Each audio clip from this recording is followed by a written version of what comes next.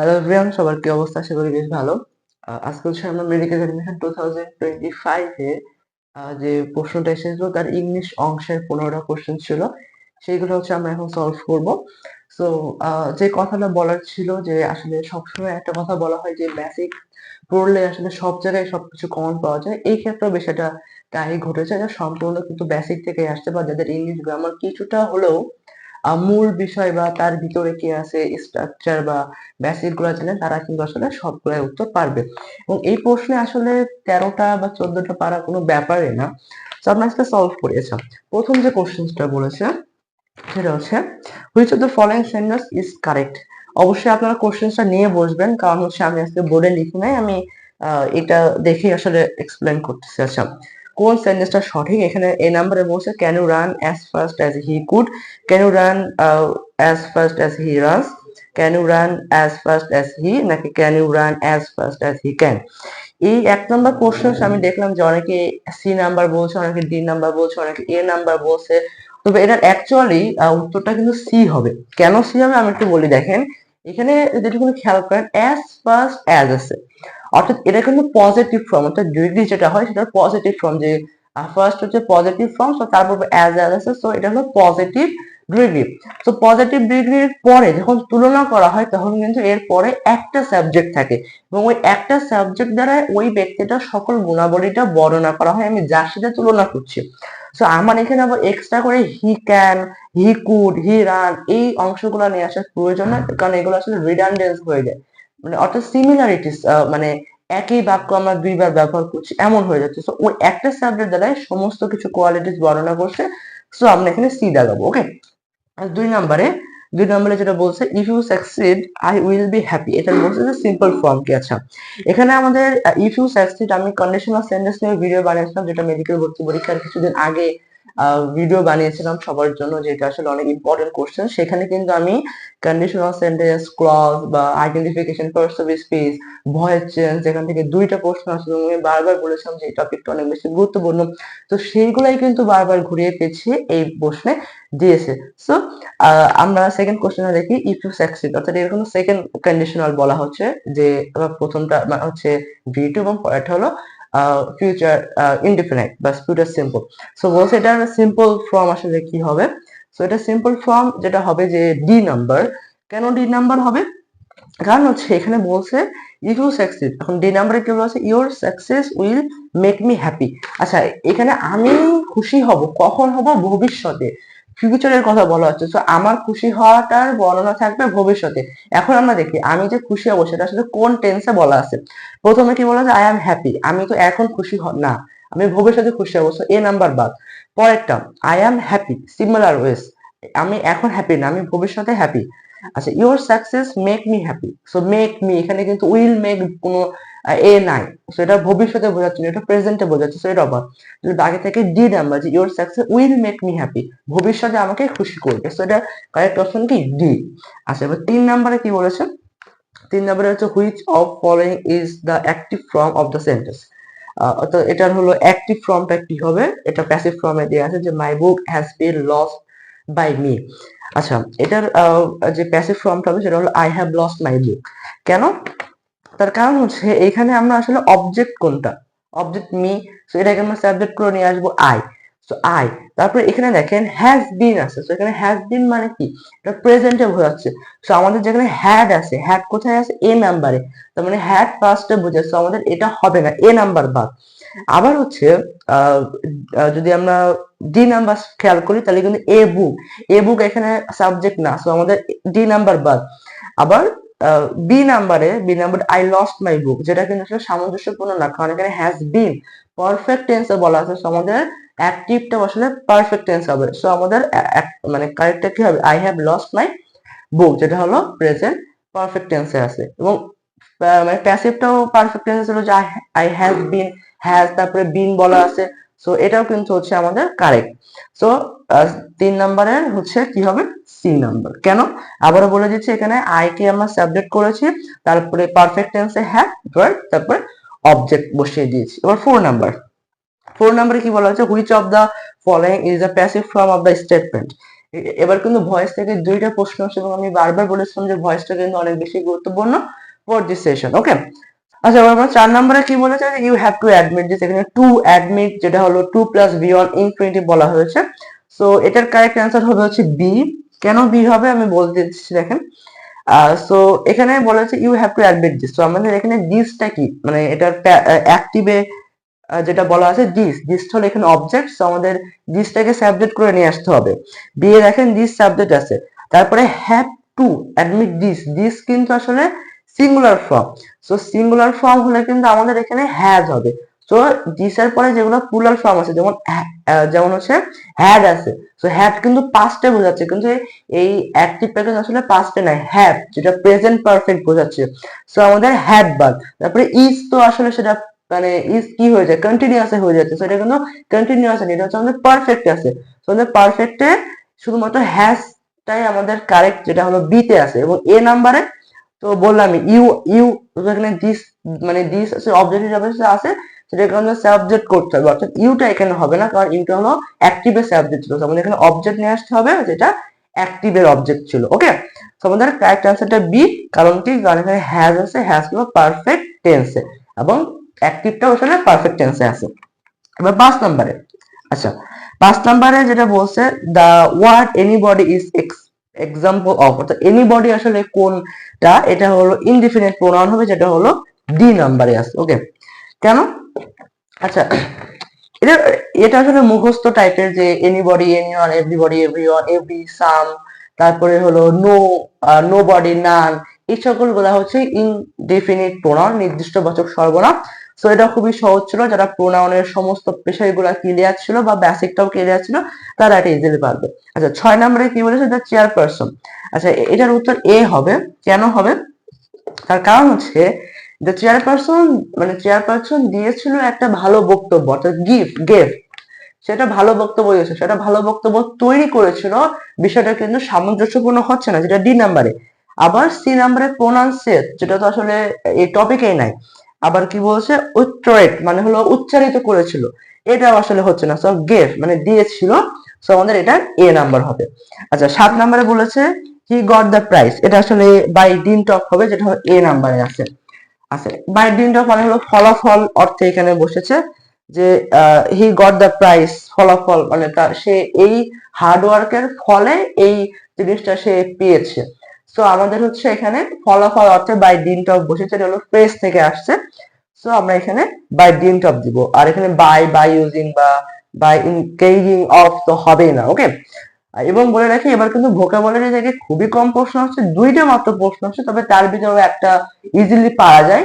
তো এবার এই জন্যই কিন্তু মেডিকেল ভর্তি পরীক্ষায় ইংলিশ প্রশ্ন সব থেকে সহজ এসেছে। ওকে, 8 নম্বরে বলেছে complete the sentence with on of the words given below. এখানে কনজাংশন বসাতে বলছে যে you may accept the gift or you may refuse it, অর্থাৎ এখানে এ হবে।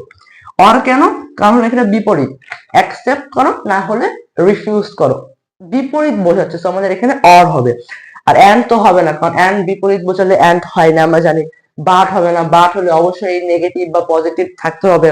আবার অ্যাস তো হবে না, এটা তো টপিকেই নাই, কারণ অ্যাস কখন হয়, যখন তুলনা করা হয়, তো ওখানে আমাদের হচ্ছে না। সো দুইটা বিপরীত বোঝাচ্ছে, যে তুমি অ্যাকসেপ্ট করো, না হলে সেটা হলো রিফিউজ করে দাও, বর্জন করে দাও। আর 9 নম্বরে বলেছে the sentence he seems to have act rightly. আচ্ছা এটা আসলে কোন টেন্সের উদাহরণ, এটা বলেছে, এটা আসলে পারফেক্ট ইনফিনিটিভ হবে, যেটা হলো ডি নাম্বার। কেন পারফেক্ট ইনফিনিটিভ হবে, কারণ হচ্ছে এখানে হচ্ছে টু হ্যাভ অ্যাক্ট, এই যে টু হ্যাভ অ্যাক্ট। আচ্ছা টু হ্যাভ অ্যাক্ট, আমরা যখন জানি যে টু প্লাস বি ওয়ান এটা হচ্ছে ইনফিনিটিভ হয়, ইনফিনিটিভের পরিচয়। সো যখন টু এর পরে হ্যাভ থাকে তখন কিন্তু সেটা আসলে পারফেক্ট হয়ে যায়। আবার যদি এখানে থাকবে যে টু হ্যাভ বিন, তখন কিন্তু এটা পারফেক্ট কন্টিনিউয়াস হয়ে যেত, পারফেক্ট কন্টিনিউয়াস ইনফিনিটিভ। সেটা এখানে টু হ্যাভ অ্যাক্ট আছে, সো হ্যাভ এর পরে বি থ্রি হয়, সেটা ঠিক আছে। টু যেহেতু আছে, সো এই টেন্সটা আমাদের হয়ে যাবে পারফেক্ট ইনফিনিটিভ। ঠিক আছে, 10 নম্বরে দ্য টিম, ব্রাভো। ব্রাভো এটা তো সবাই জানে, যেটা হলো ইন্টারজেকশন, সো এখানে বি হবে। এই যে ব্রাভো, অ্যালাস, তারপরে ওয়াও, তারপরে হচ্ছে কি হতে পারে, এই তো সামথিং ডুইং। এইগুলা হচ্ছে আপনার ইন্টারজেকশন, যেগুলো আসলে মনের আবেগ দিয়ে, মনের ভাবনা, মনের উপলব্ধি থেকে যেগুলো প্রকাশ করা হচ্ছে, যে ব্রাভো, সাবাস, বা অ্যালাস, এরকম, ওয়াও, এক্সেলেন্ট, এই সকল শব্দগুলো হচ্ছে ইন্টারজেকশন। ওকে, তারপর বলছে I have a cow which is red the principal cross in the sentence, অর্থাৎ এই সেন্টেন্সটার প্রিন্সিপাল ক্রস কোনটা। আচ্ছা, এটার উত্তর হবে হলো আই হ্যাভ এ কাউ, যেটা আছে হলো সি কে। তো এটার আনসার কত হবে? সি। আচ্ছা, কেন হবে? এখানে বলছে I have a cow which is red. এখন যদি আমরা আই হ্যাভ এ কাউটাকে বাদ দিয়ে দিই, which is red, which is red যেটি হয় লাল, এখন লালকে কাউ, বাট এই পরবর্তী ক্লসে, হুইচ এর পরবর্তী ক্লসে কিন্তু এটা আসলে উজ্জ আছে, সাবজেক্টে কি আছে? উজ্জ আছে। সো উজ্জ থাকার কারণে এটা কখনোই প্রিন্সিপাল ক্লস হবে না, এটা হলো সাবঅর্ডিনেট ক্লস। এবং আমরা এখানে তাকালে বুঝতে পারছি যে এখানে আই হ্যাভ এ কাউ, এটা একটা সম্পূর্ণ মনের ভাব প্রকাশ করছে। আমার আছে, কি আছে? অবজেক্ট আছে, হ্যাভ ভার্ব এবং I subject. Subject verb object আছে, এই যে সাবজেক্ট আছে, ভার্ব আছে, অবজেক্ট আছে, সো আমাদের এটা অবশ্যই প্রিন্সিপাল ক্লস হবে। সো 11টা আমাদের সি হবে। এবার বলছে the adverb of the noun rotation, rotation মানে রটানো। সো এই রোটেশনে বলছে অ্যাডভার্ব ফর্মটা কি হবে? আচ্ছা, প্রথমে আছে হলো এ রোটেটরি। আচ্ছা, যদি কখনো কোনো ওয়ার্ডের শেষে, কোনো ওয়ার্ডের শেষে যদি আর ওয়াই থাকে, তখন আসলে সেটা নাউন হয়ে যায়। সো এ নাম্বারটা হচ্ছে নাউন, এটা কখনো অ্যাডভার্ব না। আবার পরেরটা আইএনজি যুক্ত অংশ আছে। সো আইএনজি যুক্ত অংশ আমরা জানি যে সেটা হলো নাউন হবে, না হলে সেটা অ্যাডজেক্টিভ হবে। তবে এটা অ্যাডভার্ব হতে পারে, তবে যেহেতু বাক্য দেয় না, আমরা সরাসরি এটাকে অ্যাডভার্ব বলতে পারবো না। আর হলো এ এল আছে। আচ্ছা, রোটেশন, রোটেশন মানে কি? রটানো। So rotation T I O N আছে। আচ্ছা, এ এল টাকে বাদ দেন, rotation T I O N থাকলে সেটা অ্যাবস্ট্রাক্ট নাউন হয়। সো নাউনের শেষে যখন এল ওয়াই যুক্ত হয় তখন সেটা অ্যাডজেক্টিভ হয়ে যায়। সো আমাদের ডি নাম্বারও আসলে অ্যাডজেক্টিভ, নট অ্যাডভার্ব। তাহলে বাকি থাকতেছে কি? সি। বাকি থাকতেছে কি? সি। তার মানে সিটা হচ্ছে আমাদের কারেক্ট অ্যান্সার, এল ওয়াই। আমরা জানি এল ওয়াই। আচ্ছা, রোটেশনাল যেটা হলো অ্যাডজেক্টিভ। সো যখন আমাদের অ্যাডজেক্টিভের শেষে, যখন আমাদের অ্যাডজেক্টিভের শেষে এল ওয়াই থাকে তখন আসলে সেটা অ্যাডভার্ব হয়ে যায়। আর যখন নাউনের শেষে এল ওয়াই থাকে তখন সেটা অ্যাডজেক্টিভ হয়ে যায়। ওকে, এবার 13 নম্বরে বলেছে কমপ্লিট দ্য সেন্টেন্স অ্যাজ, মানে বাই ইউজিং, মানে এখানে হলো আমাদের কোনটা হবে এটা বোঝাতে চাইছে, অল, মোস্ট, সাম নাকি দা। এটা দা হবে, যেটা ডি নাম্বারে আছে। আচ্ছা, দা কেন হবে? কারণ বেঙ্গলিজ আর ইন্টেলিজেন্ট। আচ্ছা, এখানে আমরা জানি যে জাতিবাচক কোন নাউনের পূর্বে, যেটা প্রপার নাউন, জাতিবাচক প্রপার নাউনের পূর্বে আমাদের সবসময় আর্টিকেল দা হয়, এটা আমাদের আর্টিকেলের সরাসরি রুলস থেকে আসছে। আমরা যদি এই রুলসটা নাও জানি তবুও আমরা এটা উত্তর করে আসতে পারবো। সেটা কিভাবে দেখেন, অল বাঙালিজ আর ইন্টেলিজেন্ট, কখনো এটা হয় না সকল বাঙালি ইন্টেলিজেন্ট না। মোস্ট বাঙালি, মোর, মেনি, মোর, মোস্ট, সর্বোচ্চ বোঝাচ্ছে। সো বাঙালি সর্বোচ্চ পর্যায়ে ইন্টেলিজেন্ট না। বা সাম, সাম আসলে ব্যক্তির ক্ষেত্রে খুব একটা বা জাতির ক্ষেত্রে খুব একটা ব্যবহৃত হয় না, যেটা বস্তুবাচক বা ইতর প্রাণীবাচক শব্দের ক্ষেত্রে ব্যবহৃত হয়। তো আমাদের এটা একটাই অপশন লাগে, সেটা হলো দা। আচ্ছা, আমরা কিন্তু মানে আসলে রুলস বা স্ট্রাকচার না পড়াও কিন্তু খুবই সহজে আমরা উত্তর করতে পারবো যদি আমরা একটু প্রশ্নটাকে ভালো করে পড়ি। আচ্ছা, 14 নম্বরে বলেছে যে এখানে আসলে কি হবে, he dash when the teacher entered the room. আচ্ছা, এখানে আমরা যখন সিকোয়েন্স অফ টেন্স পড়ি তখন আমরা একটা রুলস জানি যে যদি প্রথমে যদি পাস্ট হয় তাহলে পরেও পাস্ট হবে, আবার যদি পরে পাস্ট হয় তাহলে প্রথমেও পাস্ট হবে।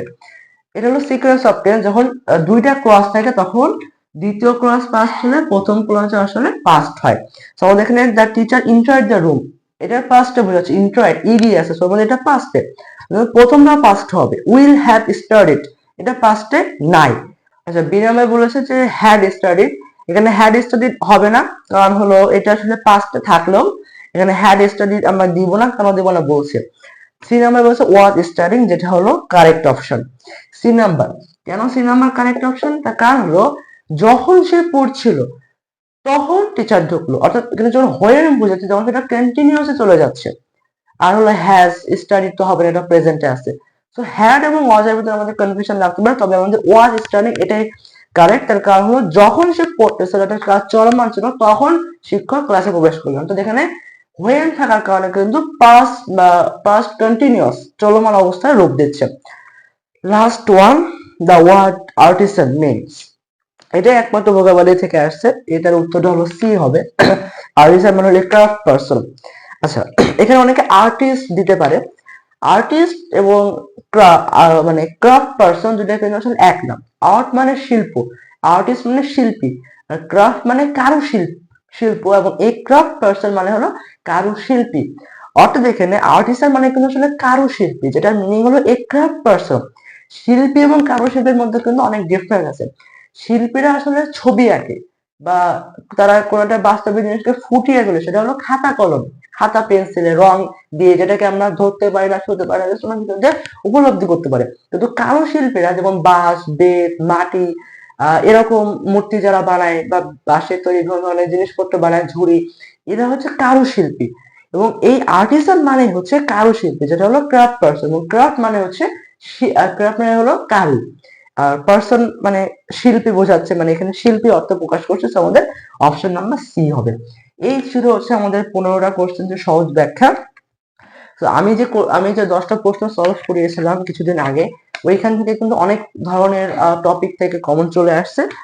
তো হচ্ছে একটাই লাস্ট কথা বলা, যে এই প্রশ্নগুলো আমরা ভালো করে সলভ করবো আমাদের পরবর্তী অ্যাডমিশনের জন্য। আমাদের ঢাকা ইউনিভার্সিটি বা অন্যান্য ইউনিভার্সিটি পরীক্ষাও কিন্তু এই প্রশ্নগুলো আসতে পারে, কারণ এগুলো সম্পূর্ণ বেসিক থেকে আসছে। তো সবাই ভালো থাকেন, সুস্থ থাকেন, অন্য কোনো ভিডিওতে দেখা হবে। ক্লাসটা কেমন লাগলো, সবাই আসলে বিষয়গুলো বুঝতে পারছেন কিনা, কোনো কনফিউশন আছে কিনা, কোনো কন্ট্রোভার্সি আছে কিনা জানিয়ে দিন। সবাই ভালো থাকেন, সুস্থ থাকেন, অন্য কোনো ভিডিওতে দেখা হবে। আল্লাহ হাফেজ।